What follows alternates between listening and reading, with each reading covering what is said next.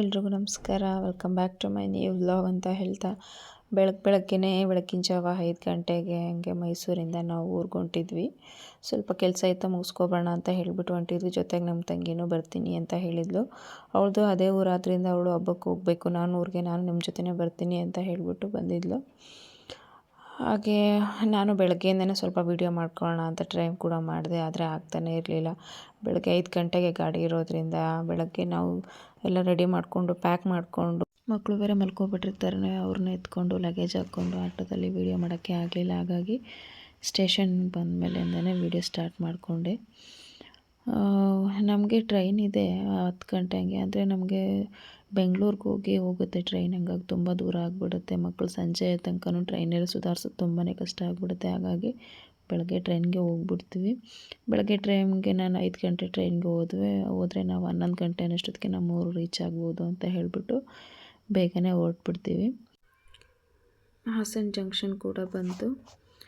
ಹಾಗೆ ಮಕ್ಕಳನ್ನ ಆಟ ಆಡಿಸ್ಕೊಂಡು ಟ್ರೈನಲ್ಲಿ ಅವ್ರಿಗೆ ತಿನ್ನಿಸ್ಕೊಂಡು ಹೋಗೋದು ತುಂಬಾ ಕಷ್ಟ ಆಗಿಬಿಡುತ್ತೆ. ಆಟ ಮಾಡೋದು ಜಾಸ್ತಿ, ಮಕ್ಕಳು ಇಬ್ಬರು ಚಿಕ್ಕವರೇ ಇರೋದ್ರಿಂದ ಸುಧಾರಿಸ್ಕೊಂಡು ಹೋಗೋದು ತುಂಬಾ ಕಷ್ಟ ಆಗಿಬಿಡುತ್ತೆ. ಹಾಗೂ ಈಗ ಮಾಡಿಕೊಂಡು ಊರಿಗೆ ಕೂಡ ಬಂದ್ವಿ. 11 ಗಂಟೆ ಅಷ್ಟೊತ್ತಿಗೆ ನಾವು ಊರಿಗೆ ರೀಚ್ ಆದ್ವಿ. ನಮ್ಮ ಮನೆಯವ್ರು ಕೂಡ ಫುಲ್ಲು ಖುಷಿಯಾಗಿಬಿಟ್ಟಿದ್ದಾರೆ. ಅವ್ರದ್ದು ನಮ್ಮದು ಒಂದೇ ಊರಾದ್ರಿಂದ, ಹಾಗಾಗಿ ಇಬ್ಬರು ಹೋದ್ರೇ ಒಂದೇ ಸರಿನೇ ಹೋಗಬೇಕು. ಹಾಗಾಗಿ ಅವರು ಊರು ಅಂದರೆ ತುಂಬಾ ಖುಷಿ ಅವ್ರಿಗೆ. ಊರಿಗೆ ಹೋಗೋದು ಅಂದರೆ ನಮಗೇನು ಮುಂಚೆನೇ ರೆಡಿಯಾಗಿ ನಿಂತ್ಕೊಬಿಟ್ಟಿರ್ತಾರೆ ಊರಿಗೆ ಹೋಗೋದು ಅಂದರೆ. ಹಾಗಾಗಿ ನೋಡಿ ಹೊರಗಡೆ ಬಂದು ಕಾಯ್ತಾ ಇದ್ವಿ. ಅಷ್ಟರಲ್ಲಿ ಮಳೆ ಕೂಡ ಬರ್ತಾಯಿತ್ತು. ನಮ್ಮ ಅಪ್ಪಾಜಿ ಗಾಡಿ ಕೂಡ ಕಳಿಸಿದ್ರು. ಗಾಡಿ ಎತ್ಕೊಂಡು ಊರಿಗೆ ಹೋಗೋಣ ಅಂತ ಬಂದ್ವಿ. ನೋಡಿ ಇದು ನಮ್ಮ ಹಳ್ಳಿ ಪಕ್ಕ ಒಂದು ಚಿಕ್ಕದಾಗಿ ಸಿಟಿ ಇದೆ. ಸಿಟಿ ಅಂದರೆ ದೊಡ್ಡ ಸಿಟಿ ಏನಲ್ಲ, ಚಿಕ್ಕದು ಹೋಬಳಿ ಥರ ಇದೆ. ನಾವು ಏನೇ ತೊಗೋಬೇಕು ಅಂದ್ರೂ ಅಲ್ಲಿಗೆ ಬಂದು ತೊಗೊಳ್ಳೋದು. ನೋಡಿ ಇದು ನಮ್ಮ ಹಳ್ಳಿ ಎಂಟ್ರೆನ್ಸು. ಹಳ್ಳಿ ಅಂದರೆ ಗೊತ್ತೇ ಇರುತ್ತಲ್ವ ಯಾವ ಥರ ಇರುತ್ತೆ ವಾತಾವರಣ ಅಂತ ಹೇಳ್ಬಿಟ್ಟು. ನೋಡಿ ನಮ್ಮ ಮನೆಯವ್ರು ಯಾವ ಥರ ಖುಷಿಯಾಗಿದ್ದಾರೆ ಅಂತ. ಬರ್ತಾ ನಮ್ಮ ತಮ್ಮನ ಹೆಂಡತಿ ಕೂಡ ಬರ್ತಾಯಿದ್ಲು. ಅವಳನ್ನ ಹಂಗೆ ಗಾಡೀಲಿ ಹತ್ತಿಸ್ಕೊಂಡು ಮನೆಗೆ ಕೂಡ ಬಂದ್ವಿ. ನೋಡಿ ನಮ್ಮಮ್ಮ ಕೂಡ ವೆಯ್ಟ್ ಮಾಡ್ತಾಯಿದ್ದಾರೆ ನಾವು ಬರೋದಲ್ಲಿ.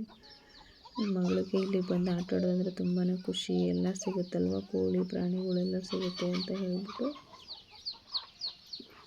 ಆಟಾಡ್ತಾ ಇದ್ದಾಳೆ. ನೋಡಿ ಯಾವ ಥರ ಆಟಾಡ್ತಾ ಇದ್ದಾಳೆ ಅಂತ. ನೋಡಿ ಮಳೆಗಾಲದಲ್ಲಿ ಹಳ್ಳಿ ಕಡೆಯಲ್ಲಿ ಎಷ್ಟು ಚೆನ್ನಾಗಿ ಬಂದಿದೆ ಹೂವಿನ ಗಿಡಗಳು ಅಂತ. ನೋಡಿ ಹೂಗಳೆಲ್ಲ ಎಷ್ಟು ಚೆನ್ನಾಗಿ ಬಿಟ್ಟಿದೆ. ಹಳ್ಳಿ ವಾತಾವರಣ ತುಂಬಾ ಚೆನ್ನಾಗಿರುತ್ತೆ. ನಾವು ಇಷ್ಟು ದಿನ ಸಿಟಿಯಲ್ಲಿ ಇರ್ತೀವಲ್ವ, ಹಾಗಾಗಿ ಒಂದ್ಸರಿ ಹಳ್ಳಿ ಕಡೆ ಬಂದ್ಬಿಟ್ಟು ತುಂಬಾ ಖುಷಿಯಾಗುತ್ತೆ. ಗುಲಾಬಿ ಹೂವೆಲ್ಲ ಎಷ್ಟು ಚೆನ್ನಾಗಿ ಬಿಟ್ಟಿದೆ ಅಂದರೆ ನಮ್ಮ ಅಜ್ಜಿನೇ ಇದಕ್ಕೆಲ್ಲ ಹೂವಿನ ಗಿಡಗಳು ಹಾಕೋದು, ಹೂ ಬೆಳೆಸೋದು ಎಲ್ಲ ನಮ್ಮ ಅಜ್ಜಿದೆ ಕೆಲಸ. ಮನೆ ಸುತ್ತನೂ ಮನೆ ಮುಂದ್ಗಡೆ ಎಲ್ಲ ಬೆಳೆಸ್ತಾರೆ, ಹಾಗೆ ಕಟ್ ಮಾಡೋದು ಅದೇ ಕೆಲಸನೇ ನಮ್ಮ ಅಜ್ಜಿದು. ನೋಡಿ ಎಷ್ಟು ಚೆನ್ನಾಗಿ ಬಿಟ್ಟಿದೆ ಅಂತ ಹೂವು.